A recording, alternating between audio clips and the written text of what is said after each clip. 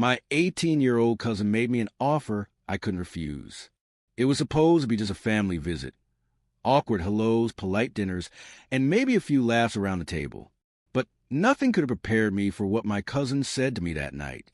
He was 18, bold, and completely different from the shy boy I remembered. What he offered me, what he asked, turned everything I thought I knew about myself upside down. This is a story of how a single moment cracked open a door I didn't even know existed, and how stepping through it changed everything. Before we begin, make sure to subscribe to the channel, like this video, and turn on notifications so you never miss stories that stir your heart and challenge your thoughts. I hadn't seen Elias in years. When we were kids, he was just this wiry little shadow who clung to my side whenever the family got together. The type who'd trail behind me barefoot through the backyard while I kicked a soccer ball or tried to ignore the world with headphones on. He was 5 years younger than me, always too small to be part of the older cousin group, too young to matter. But now Elias stood at the bottom of the stairs with his arms crossed, grown into his shoulders, jaw defined, eyes darker than I remembered. He still had the same lashes, long and curled like they didn't belong on a guy. But the rest of him had changed in ways that made my chest tighten. It was supposed to be a simple visit. 3 days at my uncle's lake house, a last-minute family reunion of sorts. I'd said yes mostly to get away from the city. I'd been burned out, emotionally adrift. I told myself a change of scenery would clear my head. I wasn't expecting him. The first thing Elias said when I walked through the door wasn't hello. It was, "I was hoping it would be you." I blinked. "What?" "I knew they'd make someone stay in the guest room with me," he said casually, picking at a cuticle. "And I was hoping it would be you." It sounded innocent. Almost. But his gaze didn't flinch when it met mine, and there was something in the way he lingered at the doorway, like he was measuring me. I brushed it off. "Yeah. Well, I got voted most tolerable cousin, I guess," I said with a nervous laugh. He smirked and turned away. That night, after dinner, the others sat around the fire pit in the backyard. I stayed behind. I told them I had work emails to check. It was a lie. I just didn't know how to feel. Elias had changed so much that I couldn't find the lines anymore. The familiar markers of a childhood bond had blurred into something I didn't recognize. Around 11 p.m., I went up to the guest room. The lights were off. Elias was already in the covers, one hand behind his head, staring at the ceiling like he was thinking about everything and nothing at once. "You snore?" I asked, keeping my voice light. He turned his head slowly. "Only when I'm bored." I chuckled, comforting. I slipped under the other set of sheets on the opposite twin bed, the one by the window. The room was small. The beds were close enough that if we both reached out, our fingers would touch. The silence settled. I closed my eyes, but I wasn't tired. Then I heard him shift. "You still draw?" he asked softly. I opened my eyes in the dark. "Sometimes. You used to draw superheroes with my name." I smiled at the ceiling. "I did." "You don't remember?" "No." He went quiet for a moment. "I used to keep them," he added. "Even the bad ones." There was something fragile in his voice. "Elias." I began, unsure what to say, but he interrupted. "You're not like the others." I frowned. "What do you mean?" "You're the only one who looked at me like I mattered," he said. "Even when I was small and weird. You were just a kid. I'm not anymore." That silenced me. I could feel the weight of those 4 words settle in the space between us. I turned to face him, but the darkness only revealed a faint silhouette of his face on the pillow. Then he said it. "Can I ask you something?" I hesitated. "Sure. If I asked you to do something with me, something I'd never ask anyone else, would you do it?" My heart thudded. "Elias." "It's not what you think," he said quickly, but his voice had dropped, quieter now. "Not exactly. But I've been thinking about it for a long time. I just want to know if you'd say yes." I didn't know what to say. The room felt warmer suddenly. My skin tingled under the sheets. "What is it?" I asked. "You have to say yes first." I laughed nervously. "I don't make blind deals, man." He sat up, his silhouette sharp now against the faint light from the hallway that bled into the crack in the door. Okay, he said slowly. I want to kiss someone I trust. Just once. No judgment. No weirdness. Just honest curiosity. My throat went dry. He wasn't joking. I sat up too, heartbeat thumping so loudly I was sure he could hear it. Elias, I've never done it, he said. Not for real. Not with anyone I didn't want to forget after. But I don't want to forget you. I stared at him. Why me? I asked, because you're the only one who makes me feel like it would mean something. My mouth opened, but no words came out. I looked at him, really looked, and saw not the kid I'd once known, but someone new, someone self-aware and vulnerable and braver than I'd ever been. And something inside me cracked open. I don't know if this is a good idea, I said. It doesn't have to lead to anything. I need to feel it once, with someone who sees me. He waited. I swallowed, and then slowly I nodded. Okay. Elias leaned forward. But just as our faces came close enough for me to feel the heat from his breath, the door creaked open fully, followed by the unmistakable sound of footsteps in the hallway. We froze. Someone was coming upstairs. The hallway floor creaked again. Elias froze with his hand still resting on the edge of my bed, just inches from mine. I could feel the tension in his fingers. Not fear, exactly, but something sharper, more exposed. His breath caught. I watched his profile in the dark, silhouetted by the sliver of light that poured in from the hallway. Then came the voice. Anyone still awake? It was Uncle David. Elias sat back, quickly, like he'd been burned. He grabbed his phone from a nightstand and turned away from me, pretending to scroll. I cleared my throat. Yeah, just wrapping up. The door opened slightly more. His father stood there in sweatpants and a rumpled t-shirt, squinting inside. Just wanted to make sure you boys weren't up all night. Big breakfast in the morning. Lights out, all right? Yeah. Elias mumbled, not turning around. His dad lingered for a second too long before nodding and closing the door. We didn't move. We just listened. First to the retreating steps, then to the creak of a door closing somewhere down the hall. Silence again. I looked over at Elias, whose posture hadn't shifted. He was curled in on himself slightly now, his shoulders tense. I'm sorry, he whispered. For what? For asking. For almost doing something that maybe cross a line. I took a deep breath. You didn't cross anything. He turned slowly, his eyes trying to find mine in the dark. But you didn't stop it, either. I didn't want to. The admission came out quieter than I expected. Even I was surprised by the ease with which I said it. But it was true. There was no denying the pull between us. Unspoken until now, but always humming beneath the surface. Elias lay back on his bed, hands folded on his chest. He stared at the ceiling again. I mirrored him, my heart still thudding in my chest. You know what's messed up? He asked, voice steady now. What? I thought that if it happened, if I kissed you, it would make the confusion go away. But now I'm even more confused. I nodded, even though he couldn't see me. Welcome to the club. A long pause stretched between us. I could hear the house settling, pipes ticking, the wind brushing against the lake-facing windows. This place always made time feel slower, heavier. You think about guys? He asked suddenly, voice softer. Sometimes. He didn't respond. I turned my head. Do you? Elias exhaled through his nose. I don't know what I think, or want. It's like everyone's in motion, but I'm still figuring out what direction I even can move in. Then you show up, and it's like I don't have to pretend. That's a lot of pressure to put on someone. He chuckled. Yeah, sorry. I shifted under the blanket. Don't be. I get it. Elias turned his head again. You ever kiss a guy? I hesitated.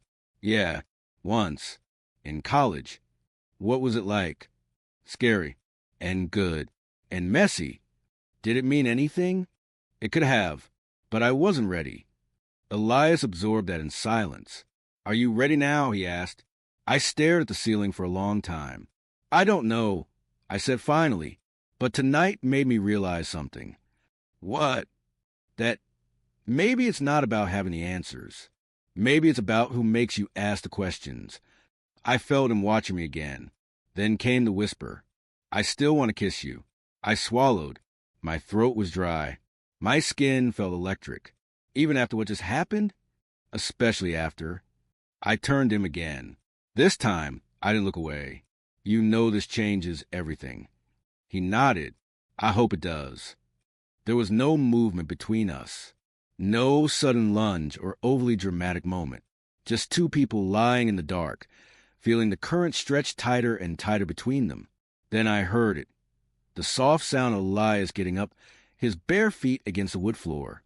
He crossed the small gap between our beds and sat beside me, his outline barely visible in the night. You sure? I asked. He leaned forward. I'm not sure of anything, except that I've never wanted to be seen like this by anyone but you. My heart thudded as he reached for my hand. His fingers were warm. Hesitant at first, then sure when I didn't pull away. He leaned closer. Our foreheads touched. And then, a sudden knock. Loud. Abrupt. The kind that only comes from panic. We both jumped. The door flew open. It was Aunt Karen. Elias, your dad. He collapsed downstairs. Call 911. The room exploded into motion. Elias ran barefoot down the hallway. I threw on jeans and followed without thinking. In the kitchen, Uncle David was slumped in a chair, breathing heavily, his face pale and sweaty. Someone had already lowered him to the ground. Panic filled the room. Elias stood in the doorway, frozen. The confidence he'd just had minutes ago vanished, replaced with a trembling uncertainty of someone who still felt like a boy. I touched his shoulder. I've got him, I said gently. Go get your mom. He ran. I knelt beside his father, already calling emergency services. But even as I relayed information, age, symptoms, address, my mind wasn't entirely in the room. Part of me was still upstairs, still feeling the weight of Elias's hand in mine, still hearing the words that would never be unspoken again. I don't remember what time the ambulance arrived. Everything blurred after I saw Uncle David's face turn gray. I just remember Elias standing there with his arms crossed tightly over his chest, eyes red, lips trembling like he was holding a scream. And me, trying to be the one person in the room who didn't panic. Not because I knew what I was doing, but because Elias needed me to. They took his father in a rush. Aunt Karen rode with the paramedics. Elias and I stayed behind the house, not by choice, but because we were told there wasn't enough room to rig, and someone had to be there in case the others woke up. We didn't speak at first. We just stood in the middle of the kitchen, the light still on above the sink, humming faintly. I could hear the lake in the distance. The water always sounded louder at night. Elias pulled out a chair and sat down slowly. I leaned against the fridge, arms crossed, unsure what to say. I watched him rub his palms against his jeans like he was trying to press the worry out of his skin. I've never seen him like that, he said finally, not even close. I nodded. He looked like he was trying to stay conscious for you. Elias blinked fast, then looked away. I don't want to talk about it. Okay. He stood again, restless, started pacing. You think he'll be okay? He asked, voice breaking just a little. I hope so. That's not an answer. It's the only honest one I've got. He kept pacing, stepped soft against the hardwood floor. I stepped forward. Hey, come here. He paused. I opened my arms slightly, not certain, just offering. He walked into me, buried his face in my neck. His shoulders shook once, but he didn't cry. I held him there, feeling every twitch in his chest like it was my own. He smelled faintly like wood smoke and soap. I ran a hand up his back and felt the way his body molded against mine, not in the hungry, electric way from earlier, but like he needed to be held still before he broke apart. I keep thinking this is punishment, he said into my neck. For what? For wanting you. I stiffened. He stepped back. His eyes met mine, damp now, but fierce. I shouldn't have asked you to kiss me. I shouldn't have pulled you into this. Elias, you're family, even if it's distant. It's wrong. I know it's wrong. My chest ached, but you still want it. His jaw clenched. Yeah. I sat down at the kitchen table. He stayed standing. You think this is about sex? I asked. It's not. You know that. I don't know anything right now. You know how I looked at you earlier. He didn't respond. You know I almost kissed you back. Still nothing. You know what it meant. Finally, he moved, sat across from me, elbows on the table, hands clenched. But now my dad might die, he whispered, and all I can think about is you. What kind of person does that make me? The kind who just got hit with too much at once. I should be praying or freaking out, or I don't know. Not this. I reached across the table and covered his hand with mine. Then maybe we don't think right now. I said, maybe we just stay still. He nodded. We sat like that for a long time. Eventually, we heard a door upstairs creak. His younger brother, Micah, poked his head into the hallway, eyes squinting from sleep. What's going on? He mumbled. Elias stood, gently guided him back to bed, told him something soft that I couldn't hear. When he returned, his whole posture had shifted, older, quieter, like he'd crossed an invisible line in the past 2 hours. I should try to sleep, he said, for when they call. I nodded. We climbed the stairs together in silence. When we got to the room, Elias hesitated before opening the door. Will you stay close? I didn't answer. I didn't need to. We walked in. I laid on my bed, he on his. We didn't speak. We just listened to the wind, the hum of silence that pressed in around us. And then I felt it, the weight of his stare in the dark. Are you still awake? He asked. Yeah. A pause. I can't stop thinking about earlier. Me neither. Silence again. Then the sound of his blanket shifting. He got up, walked over. I sat up to face him. I don't want to kiss you to forget this night, he said. I want to kiss you to remember it. His voice cracked on the last word. I reached for his wrist. Then come here. He sat on the bed beside me. No rush, no fire, just quiet, aching closeness. I cupped his jaw, and for the first time, he didn't look away. He leaned forward, and our lips met, not urgently, not perfectly, but completely. It was soft, careful, like touching something sacred for the first time, like learning the shape of something you've dreamed about but never believed was real. When we parted, he didn't pull away. He rested his forehead against mine, breath shallow. Thank you, he whispered. I smiled, but then his phone lit up. A call from his mom. He stared at it for a moment, frozen, then answered. Yeah. His face went pale. I waited, and when he hung up, he looked at me with eyes that said everything before his mouth could form the words. He's in surgery.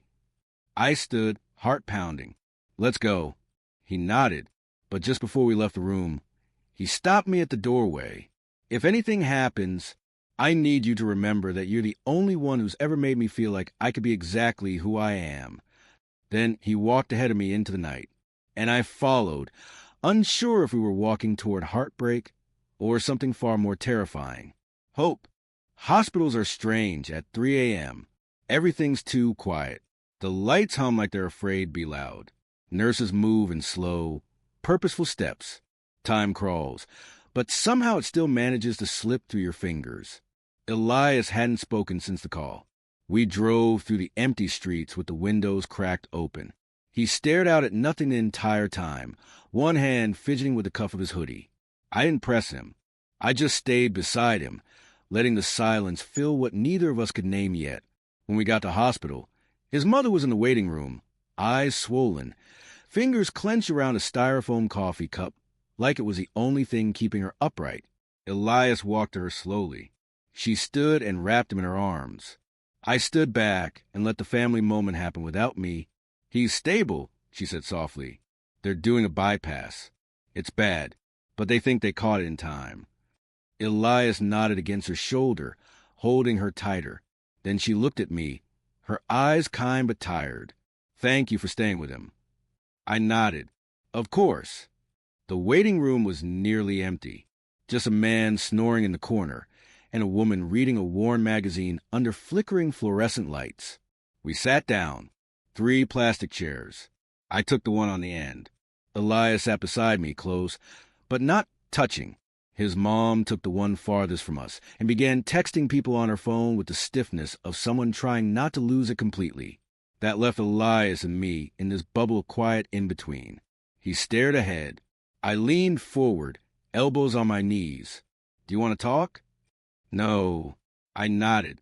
"Do you want me to go?" He looked at me, sharp and fast. "No."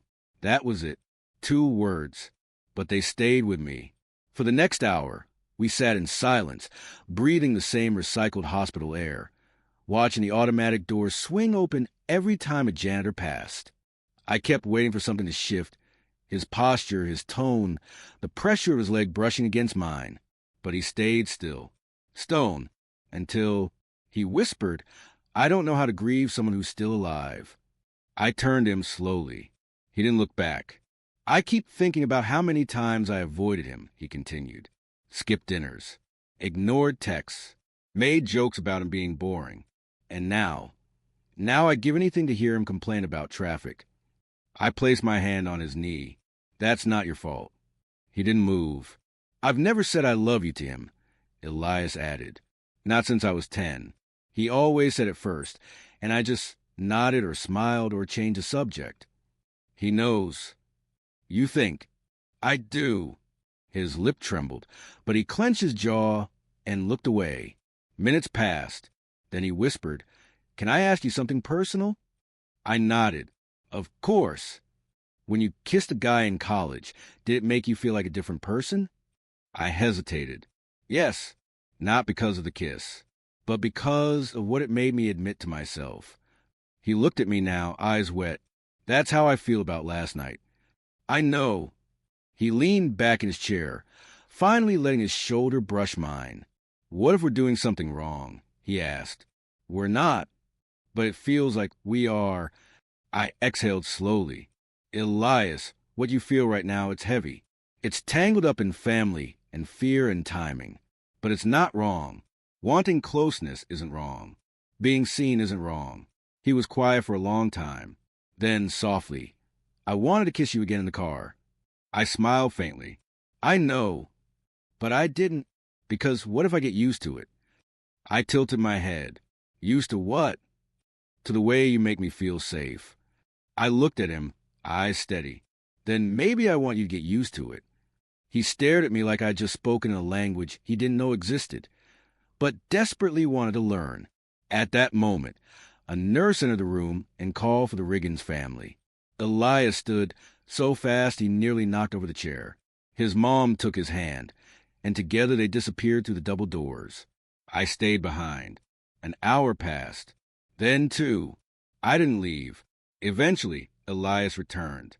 He was pale but smiling faintly. "They said he's going to be okay," he said. "Long recovery, but he's alive." Relief hit me like a wave. "That's good. That's really good." He nodded, then did something I wasn't expecting. He sat on my lap, right there in the hospital waiting room. Not dramatically, not for show. He just curled into me like it was the only place in the world where his body could rest. And I wrapped my arms around him. People watched. We didn't care. "I'm scared," he whispered. "I know. I don't want to go back to pretending." "You don't have to." He pulled back just enough to look me in the eyes. "I'm not saying I know what this is, or what it means, but I know I don't want it to be over. It's not." His lips were inches from mine, but he didn't kiss me. Instead, he said, "Let's go home." We didn't speak much on the drive back from the hospital. Elias sat with the window half open, the wind in his hair, the cold rushing in like he needed to feel something that wasn't just emotion. His hands were still, his expression unreadable.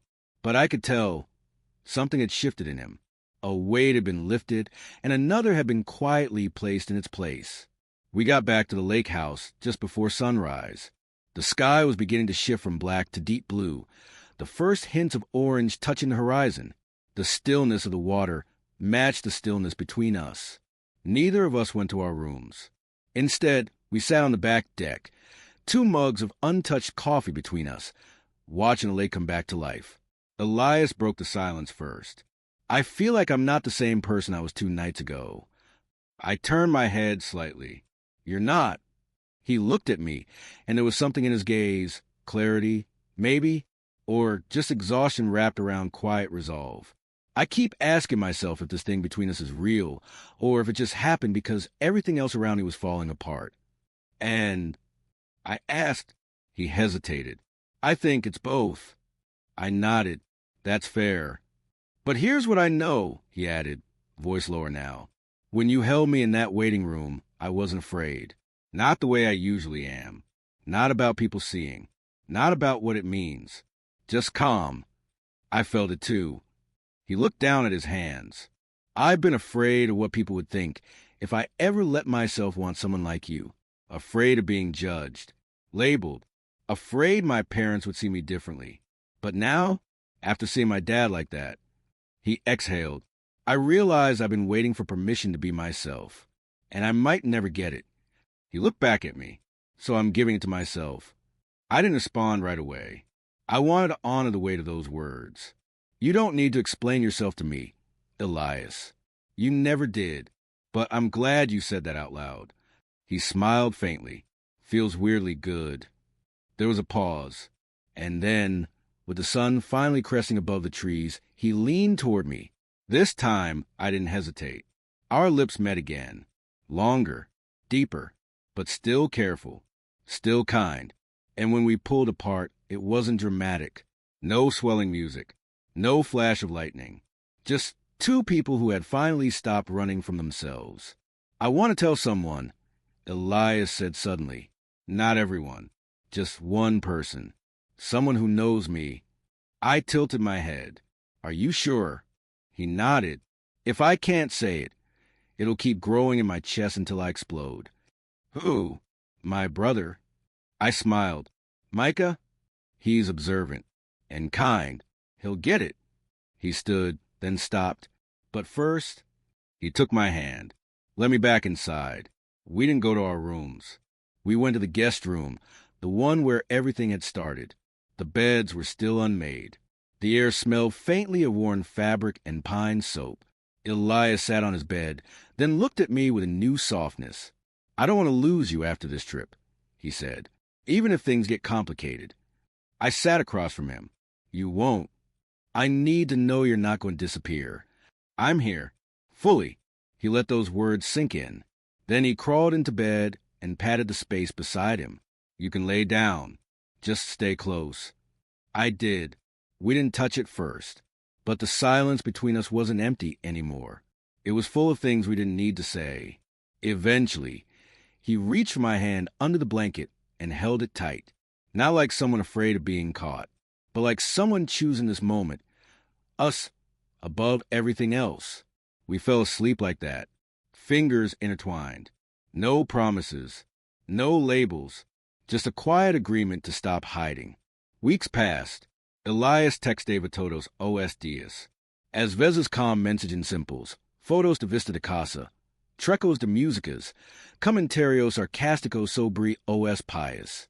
Outras vezes. Ele dizia coisas que me deixavam em silêncio por minutos. Thinking about you more than I probably should. Or, last night, I had a dream we were walking through the city holding hands. No drama, just honesty. We didn't tell the family. We didn't need to yet. It wasn't a secret. It was just ours. And that made it sacred. Eventually, Elias visited me in the city. He stayed for 4 days. Slept in my bed. Woke up with his hair in my face. Kissed my shoulder before I was even awake. Called me the only person who makes my brain stop racing. We talked about everything, including the parts that scared us, what we were doing, what it meant, what it could become. But we never forced answers. We stayed curious. We stayed present. We stayed real. And that was more than enough. Sometimes, the people we're meant to connect with don't show up in the form we expected. Sometimes they look like friends or family, or people who are always there, waiting for us to see them fully. This story wasn't about forbidden love. It was about honesty, about the courage to admit what you feel, even when it terrifies you, even when it challenges what the world expects from you. So ask yourself, what are you afraid to say out loud? What part of yourself have you been waiting for permission to show? Because maybe You don't need to wait anymore. If this story spoke to something inside you, subscribe to the channel, like this video, and share it with someone who needs to feel less alone. There's always room for love that's brave enough to begin with truth.